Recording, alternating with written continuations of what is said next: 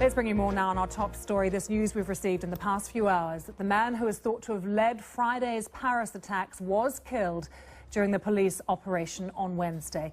Many questions remain, though. What happens next? Is France and Europe now a safer place, or is there more to come? In the studio with me is Charles Lister, author of a new book, The Syrian Jihad. Syrian analyst Hassan Hassan is with us too. He is co-author of ISIS, Inside the Army of Terror.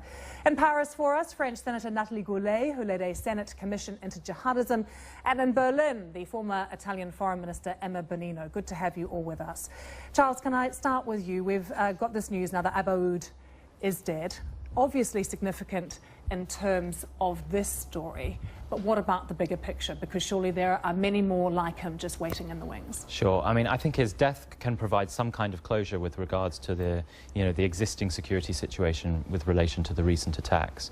But you're absolutely right. I mean, the Islamic State and other terrorist organizations aren't unique in the fact that they do attempt to continue to establish these kinds of cells that operate in the Western world to carry out these kinds of attacks. And in fact, the Islamic State specifically aims to kind of establish a sense of momentum. And as we know, these aren't the first attacks that the organization has carried out in Europe, and unfortunately they probably won't be the last. Hassan, what does it feel like Western governments are not grasping here about why we're seeing this kind of jihadism here in Europe before they even begin to think about how to stop it? Well, you know, the Islamic State is a new threat that is trying to replace Al-Qaeda as on the global jihadi arena. It's trying to compete with ISIS, with Al-Qaeda on that same turf. We have to remember, for example, when they produced the video in which they claimed responsibility for the Paris attacks, they featured, they in fact opened the video with a statement by Osama bin Laden. That's not by al-Baghdadi, for example, or by al-Adnani. That tells you how they're trying to develop an international network. And these, the attacks in Paris are only a sign that it's a global network is developing. The problem with ISIS, though, in comparison with Al-Qaeda, is that it inspires lone wolf attacks, and anyone can do anything which is acceptable for ISIS. Last year, when Abu Muhammad al-Adnani, the spokesperson of ISIS, made a statement, he said anyone can do anything, and he called on every person to do whatever he can to hurt the countries involved in the coalition against it. Emma Bonino, in Berlin, aside from Europe being united, obviously, in condemning these attacks, it feels a bit like Europe is flailing around with its response. What, to you, should be the priority right now? Well, I think that the major failure of all this story, these are not lone wolf. That has been programmed, that has been a long time of organization.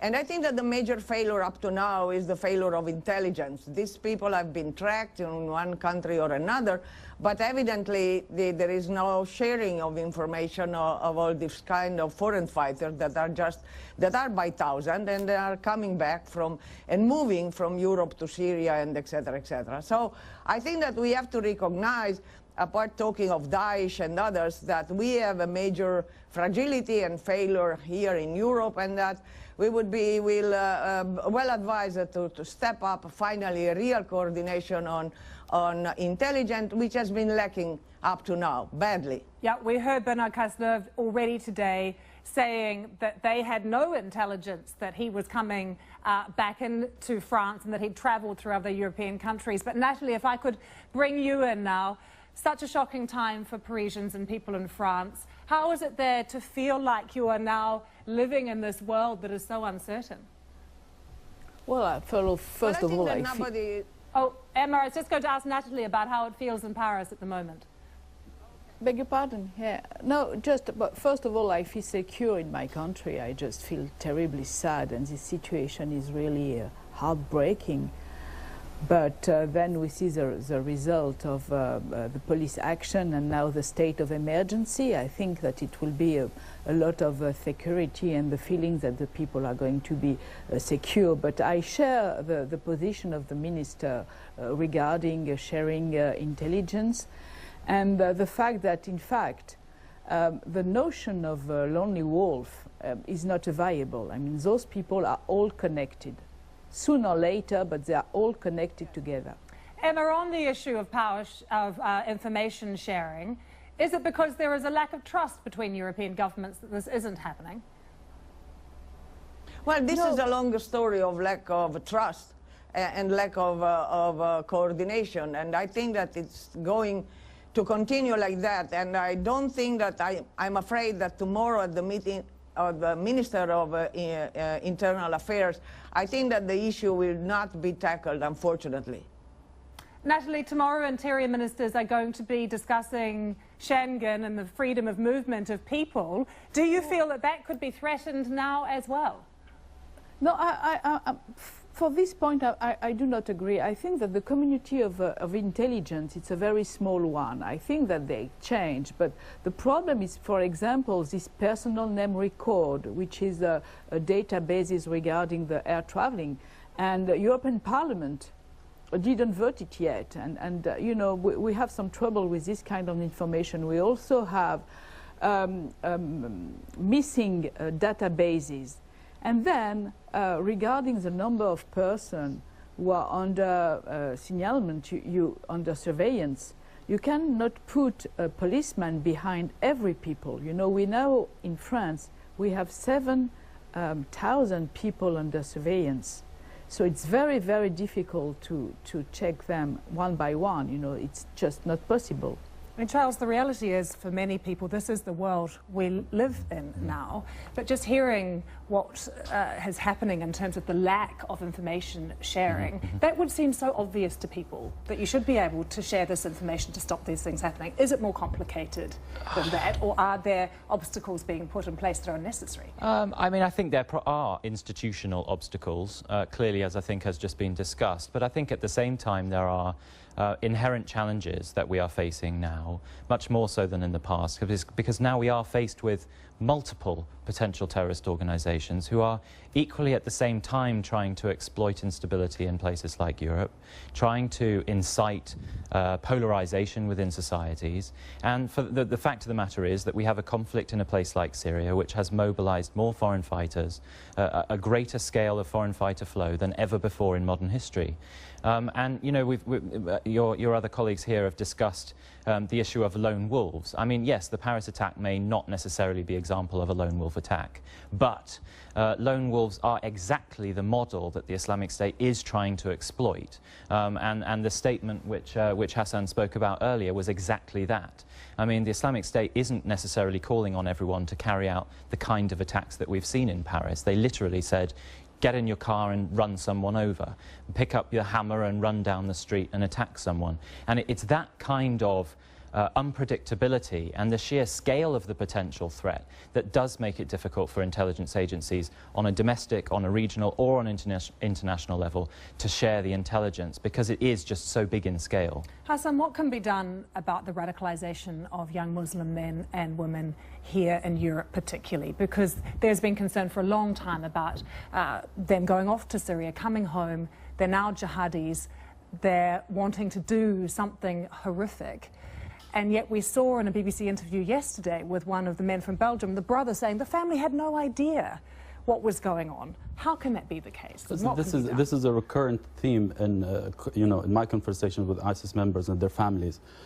Many parents would tell you that suddenly their son disappeared, and they didn't know until a few weeks later when they called them and they said, I'm with the brothers in Iraq or somewhere. It doesn't only apply to Western families, but people living in ISIS areas, families who don't share this sort of ideology. Now, to go back to the kind of the theme of intelligence sharing, there's an irony here, which is that there are around 60 countries involved in the fight against ISIS, but the countries, not ISIS, seem to be stretched thin. They don't seem to have the resources to work together, and also to deal with the many different challenges that involve fighting ISIS, which is the ideology, the military, the politics of it. You know, in order to deal with ISIS, you need to be involved in all these things. And the enemies of ISIS seem to be more divided among themselves than united against ISIS. Natalie, can we talk about ideology with you for a moment too? Because we've seen President Hollande speak a lot in the last few days about a united France, and yet very clearly the country is incredibly divided. What is being done to not only deal with these alienated young men and women, but also to try and halt what could be a rising tide of Islamophobia in the country? Well, it's a big fear of mine. In fact, because, you know, we have in France something very special, which is this clerical law and this laicity, which means that the government, the state, do not recognize the religion and cannot interfere in the organization of the religion. And then the French people are not ready at all to listen about any prevention. And in fact, when you are studying these jihadist things, you understand that a big part of it, it's not, it's just a society problems that you have to face. And integration, humiliation, workless people, and so we also have to work, especially in the suburb of the big cities, on these young people to bring them back. There is something looking like a breach of the citizen link, and you cannot solve that with criminal regulation. I mean, never ever. So we have to work on both sides. One side is a criminal regulation, of course, but at the same time prevention. And right now, especially because we are now on the verge of a regional election, the people are not ready at all to listen this kind of consensual or calm speech. You know, they just want criminal regulation, more criminal regulation, and nothing about prevention. So we are like a Titanic with a little spoon sometimes. Emma Bonino, I'm seeing you nodding. Are you hearing any new, any good ideas in Europe about how to tackle this?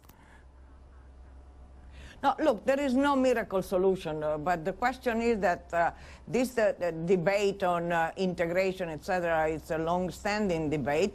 Not so much has been done, and particularly the question of the French banlieue or whatever you want, or the multicultural system in UK. But I think that is a long-term policy, mid and long-term policy, that has not in some way started yet. More than that, all the other 28 countries, and nobody can feel safe these days. I think that the real question of migration, refugees, integration, frankly, has not been at the top of the agenda. We have been talking walls, internal walls, relocation, and so on and so forth. But the real question of how you manage the problem, how you contain the problem, how you push forward through integration, rule of law, and etc., has not been top priority, unfortunately, in Italy and in very few member states, almost none. Charles, can I just bring in what we're hearing into what then plays into the Islamic State narrative, that actually what we've seen is wars in the past in Afghanistan, in Libya and Iraq, that they perceive as actually that aided Islamic State in a way, and what we're not seeing is a clear Western objective of what should happen in Syria. How important is that at the moment? Yeah, well, I mean, that's the biggest issue that we do probably face, and that does have a direct implication on, at least in my opinion, it has a direct implication on the potential security threats that we face in Europe and elsewhere. You know, Syria is a seemingly intractable conflict, but much, you know, as difficult as it might be, a solution in Syria which does have to, you know, result in Assad's departure is pretty much the only way of opening up the ground through which we can then actually durably and sustainably defeat an organization like ISIS. The problem is whether we like it or not, Bashar al-Assad is one of the biggest obstacles to genuinely fighting terrorism in Syria. So, Hassan, this instant response from the French to bomb Raqqa, the ongoing airstrikes from Russia as well, was that the right thing to do?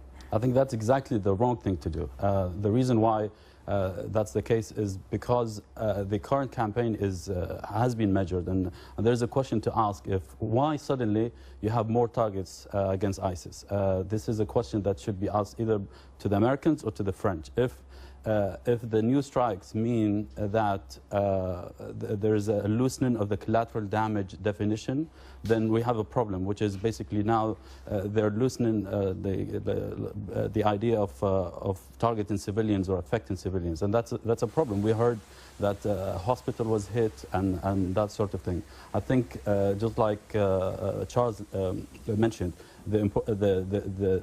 in order to start to deal with ISIS, you need to resolve the conflict in Syria, and that's without a doubt. Natalie, what you're hearing is that the wrong strategy in Syria could mean more power for Islamic State. What do you think the right military objectives and strategy should be right now in regards to Syria?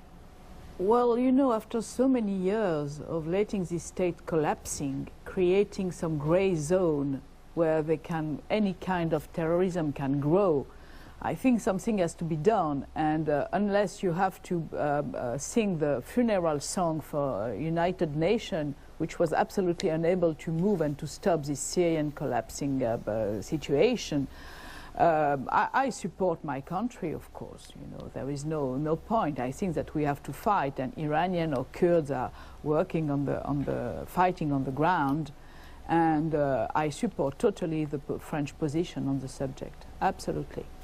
Natalie, thank you very much for joining us from Paris. Emma Bonino, thank you for joining us from Berlin. I know you are both staying with us, Charles and Hassan. We're going to be talking more here on Global in one of our next editions, just about what's happening with Islamic State inside Syria, key issues, how they are funded, where they get their money from, ways of degrading them again militarily as well, and perhaps what some of the other objectives should be when dealing with Syria. Also coming up on Global, does this mark the death knell of antibiotics? In China, scientists discover superbugs resistance to the strongest drug available in both humans and animals. Do stay with us.